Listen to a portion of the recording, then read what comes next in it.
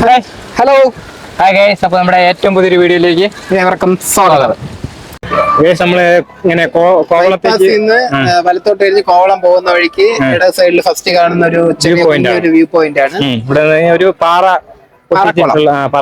പൊട്ടിച്ച് അതിനകത്തുള്ള ഒരു വലിയൊരു കുളമാണ്. ഭയങ്കര രസമുള്ള ഒരു സംഭവമാണ് അല്ലേ. ഈ കോവളത്ത് പോകുന്ന ഒരുപാട് ആൾക്കാർ ഇവിടെ ഇറങ്ങി ഈ വ്യൂസ് കണ്ടിട്ടാണ് പോകുന്നത്. ഫോട്ടോ ഒക്കെ എടുത്തിട്ട് പോകും.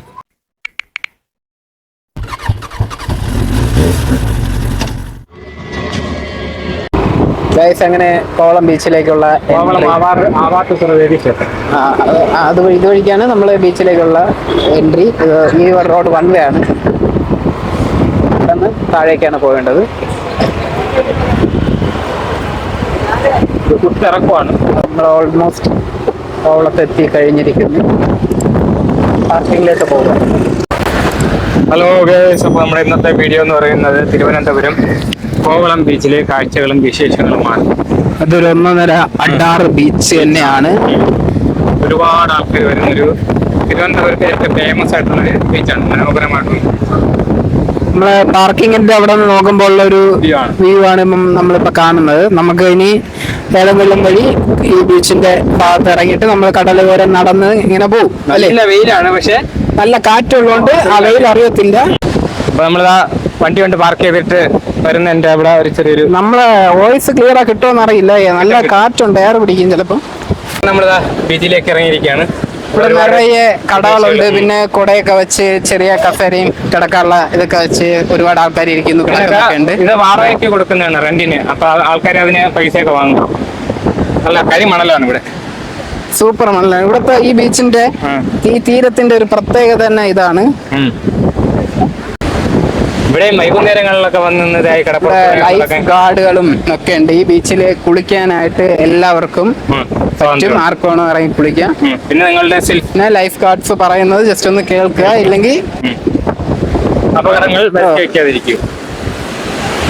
നമ്മളെന്തായാലും ബീച്ചിലോട്ട് ഇറങ്ങാനായിട്ട് പോവുകയാണ്. കുളിക്കുന്നില്ല, ജസ്റ്റ് ഒന്ന് കാലും കൈയൊക്കെ നനച്ച് കുളിക്കണമെന്നുണ്ട്. അങ്ങനെ നമ്മളതാ കടപ്പുറത്ത് ഇങ്ങനെ വന്ന് നിൽക്കാന്ന്. ഒരു രക്ഷയില്ലാത്തൊരു ഫീലാണ് ഇവിടെ വന്ന് നിൽക്കുമ്പോൾ. വൈകുന്നേരം ആണെങ്കിൽ കുറച്ചുകൂടെ ഡബിൾ ഇരട്ടി ഫീലായിരിക്കും. അപ്പൊ നമ്മള് KSRTC ബസ് നമ്മളെ തിരുവനന്തപുരത്ത് നിന്ന് സദാസമയം ഇങ്ങോട്ടുണ്ട്. ഇടയ്ക്ക് മുറക്കൊക്കെ ഉണ്ട്. AC ബസ്സൊക്കെയാണ് വരുന്നത്. ബസ്സിൽ വന്ന് ഇറങ്ങുകയാണെങ്കിൽ ആ വഴിയാണ് നിങ്ങൾ നടന്ന് താഴോട്ട് ഇറങ്ങി വരേണ്ടത്. സ്വന്തം വണ്ടി വരികയാണെങ്കിൽ നമ്മൾ ആദ്യം കാണിച്ച ആ വഴിയാണ് വരേണ്ടത്. ഡേഞ്ചർ ഏരിയ ആണ്. ഗാർഡുമാരുടെ നിർദ്ദേശങ്ങൾ കർശനമായിട്ട് പാലിക്കേണ്ടതാണ് ഇവിടെയൊക്കെ. കുളിക്കുന്നത് അപകടം. കാരണം അവിടെ പാറയുടെ അവിടെ നമ്മൾ തിര വന്ന് നമ്മളെ പാറയിൽ വന്ന് അടിച്ചു കളയും. അത് ഭയങ്കര ഡേഞ്ചറാണ്. ഈ മണലുള്ളിടത്ത് കുഴപ്പമില്ല. അതാണ് ഇവിടെ മെയിൻ. കയറൊക്കെ അവിടെ കെട്ടിട്ടുണ്ട്. അങ്ങോട്ട് പോകാൻ അനുമതിയില്ല. അതെ, നമ്മളിനി തിരയുടെ സൈഡിൽ കൂടെ പതുക്കെ നടന്ന് ഇങ്ങനെ പോവുകയാണ്. നിനക്ക് പോകാൻ അനുമതിയില്ല.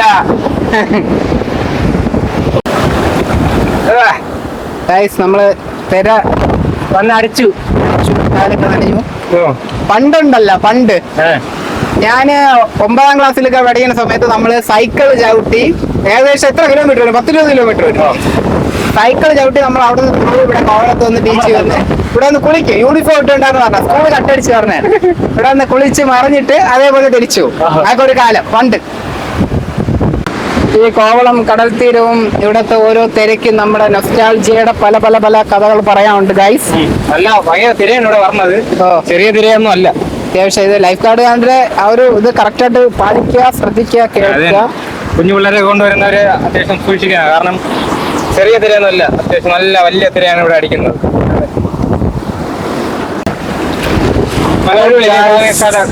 കടലിന്റെ കരയിൽ കൂടെ ഇങ്ങനെ നടന്നു വല്ലാത്തൊരു സുഖം തന്നെ. ഈ ചൂടത്തും നമ്മളെ വെയിലും ചൂടൊന്നും അറിയാതെ ഇങ്ങനെ അടിപൊളിയായിട്ട് നടന്നിങ്ങനെ പോകുന്നു. ഇവിടെ നിറച്ച് ചിപ്പി ഇങ്ങനെ മിക്സിയിലിട്ട് അടിച്ചിട്ടിക്കും പോലെ നിരന്ന് ചിപ്പിയുടെ തോട് കിടക്കുന്നുണ്ട്. പിന്നെ ഇവിടെ ബോട്ടിംഗ് ഉണ്ട്.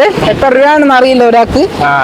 ഞാനിവിടെ മീൻ പിടിക്കാൻ പോകുന്ന വള്ളങ്ങളും ബോട്ടുകളൊക്കെ ഇതൊക്കെ അവിടെ സ്പീഡ് ബോട്ടാണ്. ഇതൊക്കെ കടലിൽ കൂടെ നമ്മളിങ്ങനെ ഒരു റൗണ്ട് അടിച്ചിട്ട് ഇവിടെ വരും. നല്ല രസമുള്ള ഒരു വൈബാണ്. പക്ഷെ എത്ര രൂപയെന്ന് അറിയില്ല. എമൗണ്ട് ഫ്രണ്ട്ലി ആണെങ്കിൽ ചിലപ്പോ നമ്മള് കയറും പോവും. നല്ല ബഡ്ജറ്റ് ആവുമെങ്കിൽ നമ്മൾ കയറത്തില്ല. നമ്മൾ സൈഡിൽ മാറിയുന്നതൊക്കെ കാണും. അല്ലേ? എത്ര രൂപയാവുമെന്ന് നോക്കിയിട്ട് നമ്മൾ പറഞ്ഞു. എക്സ്പീരിയൻസ് ഒക്കെ ആയിരിക്കും. പക്ഷെ അത് നീന്താ അറിയാമോ? നമുക്ക് ഇല്ല, നമുക്ക് കയറണ്ട. അവിടെ ചെറിയൊരു തുരുത്താണ്. അത് തുരുത്തല്ല, അത് പാറ. പാറ അതന്നെ. അതിന്റെ മുകളിൽ കയറാം, അവിടെ കയറാം. അതിനവിടെ കയറാം. ഒരു അടിപൊളി ഒരു വീടൊക്കെ ഉണ്ട് അവിടെ. വീടല്ല, ഇതിന്റെ ഓഫീസ്. ഒരു ബിൽഡിംഗ്. ലൈറ്റ് ഹൗസ് പോലെ എന്തോ. ഒരു ബോട്ടിൽ 4 പേർക്ക് കയറാം. 2000 രൂപ ടിക്കറ്റ് വരുന്നത്. ഒരാൾക്ക് 500.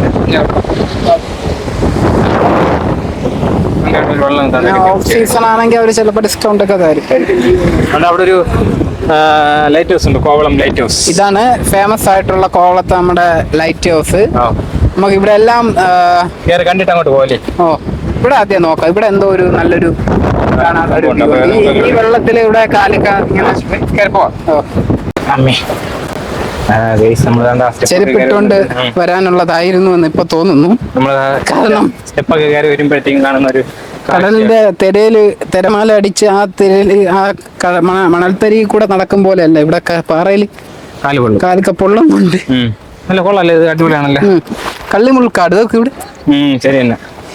ഈ കള്ളിമുള്ള് ഫേമസ്. നമുക്ക് ദാണ്ട് ഇവിടെ കൂടെ ഇങ്ങനെ നടന്നു പോയി കഴിഞ്ഞാൽ മുകളിലെ ചെറിയൊരു വ്യൂ പോയിന്റും കാര്യങ്ങളൊക്കെ ഉണ്ട്.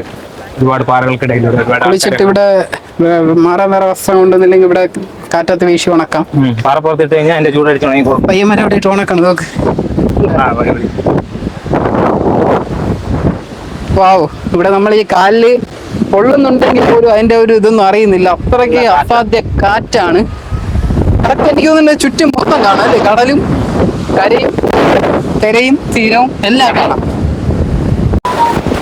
ഇത് ഏകദേശം ഒരു 93 വർഷത്തോളം പഴക്കമുള്ള ഒരു ബീച്ചാണ്.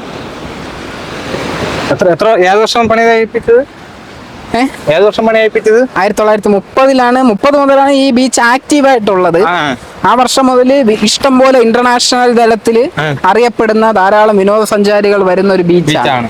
ബീച്ചിന്റെ ഏറ്റവും വലിയ പ്രത്യേകതയാണ് ഈ കള്ളിമുള്ള്, ഈ പാറക്കൂട്ടങ്ങള്. അത് തന്നെ. ഇത് നമുക്ക് ഇവിടെ മാത്രമേ കാണാൻ പറ്റത്തുള്ളൂ. പിന്നെ ഇത് 2 തട്ടിലായിട്ടാണ്. അതായത് ഇവിടെ ഒരു സ്റ്റെപ്പ്, ഒരു ഇത് ബീച്ച്, ഒരു തിരയും ഇതുകൊണ്ട് ഇതിന്റെ തൊട്ടപ്പുറത്തും ഉണ്ട്. 2 ബീച്ച് അടുത്തടുത്തുള്ള ഇതാണ്. അതിന്റെ തൊട്ടടുത്ത് ഒരു വലിയൊരു ലൈറ്റ് ഹൗസ് ഉണ്ട്. ഗൈസ്, ചെരുപ്പിട്ടുകൊണ്ട് മാത്രമേ നിങ്ങൾ ഇവിടെ വരാവൂ. നമ്മളൊരു അവിവേകമാണ് കാണിച്ചത്. ചെരുപ്പിടാവുന്നു, കാലൊക്കെ പൊള്ളി ചൂടെടുത്ത് ഊപ്പാട് വന്നു. നമ്മള് കടലിലിറങ്ങുമ്പോഴത്തേക്ക് മണല് കയറി കാലിലിരിക്കുമെന്ന് വിചാരിച്ചിട്ട് ചെരുപ്പ് കൊണ്ട് ഊരിയിട്ടിട്ടാണ് വന്നത്. വലിയൊരു അബദ്ധമായിപ്പോയി. കാരണം മണലില് നല്ല എന്തോ പറയാ. ഈ ഇങ്ങനത്തെ മോളിൽ തന്നെ വന്ന് നൂച്ചിരിക്കുന്നു പണ്ടാരം. പെട്ടെന്ന് രാശിത ഓടുന്നു കാല് പൊള്ളിയിട്ട്. കടലിലോട്ട് ഇറങ്ങുമ്പോഴത്തേക്ക് നല്ല തണുപ്പാണ്. സമാധാനമായി, ഇപ്പൊ ഒരു ആശ്വാസമായി. ദൈവമേ, എന്തൊരു ചൂട്. നമുക്ക് ലൈറ്റ് ഹൗസിലേക്ക് കയറണ്ടേ? ലൈറ്റ് ഹൗസിൽ കയറണ്ട. പോണല്ലേ ലൈറ്റ് ഹൗസിൽ ആളൊക്കെ അതൊക്കെ അപ്പുറത്ത് വേറെ വഴിയാണ്ട.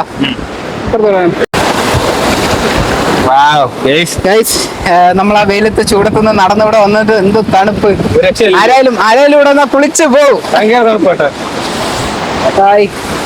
Super super super.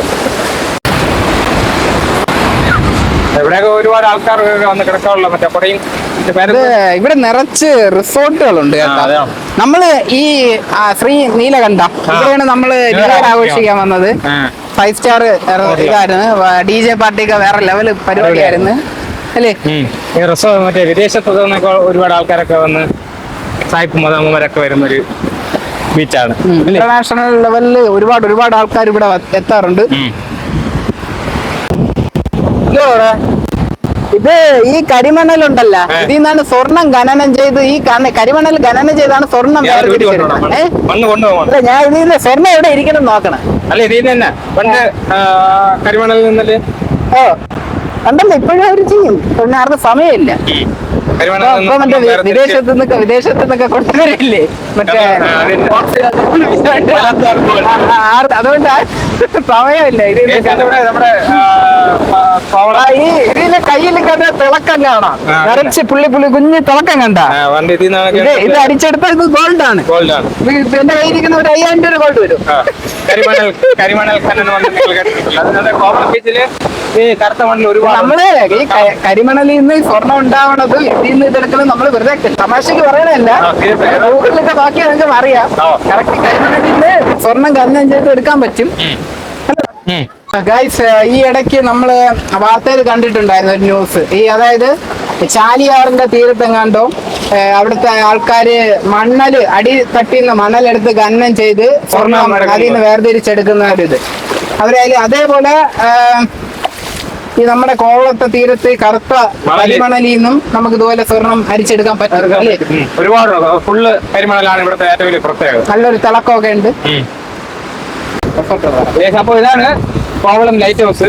നമുക്ക് ഇപ്പൊ എനിക്ക് ഇപ്പം കയറാൻ പറ്റില്ലെന്നാണ്, കാരണം വെയിലൊക്കെ ആയതുകൊണ്ട് അധികം ആൾക്കാരങ്ങനെ കയറില്ല. വൈകുന്നേരം ആയിരിക്കും അവിടെ കയറി കഴിഞ്ഞാൽ നമുക്ക് വിശാലമായിട്ടുള്ള നല്ല അടിപൊളി വ്യൂസും കാര്യങ്ങളൊക്കെ കാണാൻ പറ്റും. കടലിലെ മനോഹരമായിട്ടുള്ള കാഴ്ചകളൊക്കെ കാണണമെങ്കിൽ വൈകുന്നേരം തന്നെ കയറണം. അതുകൊണ്ട് നമ്മളിപ്പോൾ അങ്ങോട്ട് പോകുന്നില്ല. പിന്നെ ഇവിടെ ഒരുപാട് റിസോർട്ടുകളും കാര്യങ്ങളൊക്കെ ഉണ്ട്. ഇവിടെയൊക്കെ നല്ല കടൽ മീനുകളും നല്ല അടിപൊളിയായിട്ടുള്ള ഫുഡും കാര്യങ്ങളും അടിപൊളി വെറൈറ്റി ആയിട്ടുള്ള ഒരു ഹോട്ടലാണ് ഇവിടെ. നല്ല അടിപൊളി സീ ഫുഡ് കിട്ടുന്ന അതും കൊള്ളാം. കാണാൻ മനോഹരമായിട്ടുള്ള കോക്കനട്ട് ബ്രോ അല്ലേ? മനോഹരമായിട്ട് അവര് ടൂറിസ്റ്റുകളെ അട്രാക്ട് ചെയ്യാനായിട്ട് വളരെ നല്ല രീതിയിൽ വിദേശികളൊക്കെ അവിടെ നിന്ന് കുളിക്കുന്നുണ്ട്. കടലിൽ അങ്ങൊക്കെ കുളിക്കുന്നത് അവർക്ക് അതിനുള്ള ഗട്സ് ഉള്ളൂ. മലയാളികൾ അങ്ങനെ പോകത്തില്ല. മലയാളികൾ പോയാൽ എന്താ പോക്കാന്ന് പോകും. ഹലോ അപ്പൊ നമ്മള് കോവളം ബീച്ചിലെ കാഴ്ചകളൊക്കെ ഇങ്ങനെ കണ്ട് ആടിച്ച് പൊളിച്ച് കുളിക്കാൻ പറ്റിയില്ല. ആ ഒരു വിഷമേ ഉള്ളൂ. കാരണം കുളിക്കാൻ പ്രിപ്പയർഡ് ആയിട്ടല്ല നമ്മൾ വന്നെ. ബീച്ച് വെയർ കൊണ്ടുവന്നില്ല, തോർത്ത് കൊണ്ടുവന്നില്ല, ഒന്നും കൊണ്ടുവന്നില്ല, എണ്ണ പോലും കൊണ്ടുവന്നില്ല തലേതേക്ക്. മാക്സിമം നമ്മൾ അടിച്ച് പൊളിച്ച് അതിന്റെ കൂടെ വീഡിയോ കൂടെ എടുത്തു. അപ്പം എല്ലാവരും നിങ്ങള് ഉറപ്പായിട്ടും വന്ന് കാണാം.